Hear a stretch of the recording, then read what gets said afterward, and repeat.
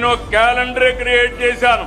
మధ్య వలస స్టేజ్ 2 జనవరి 27కి ప్రారంభిస్తున్నాం. డేట్ కూడా ఫిక్స్ చేశాను. హీరామండలం ఎత్తిపోతల పథకం ఏప్రిల్ 27కి స్టార్ట్ చేస్తున్నాం. వంశధార ఫేజ్ 2 స్టేజ్ 2 జూలై 27కి హీరామండలం రిజర్వాయర్ పూర్తి చేస్తాం. తోటపల్లి డిస్ట్రిబ్యూటర్స్ అన్ని కూడా జూలై 27కి చేస్తాం. జంజావతి రిజర్వాయర్ ప్రాజెక్ట్ ని 27 నాటికి పూర్తి చేసి ముందుకెళ్తాం. ఇంకొక పక్క 60 సంవత్సరాల మీ అందరి కళ నేరేడి బ్యారేజ్.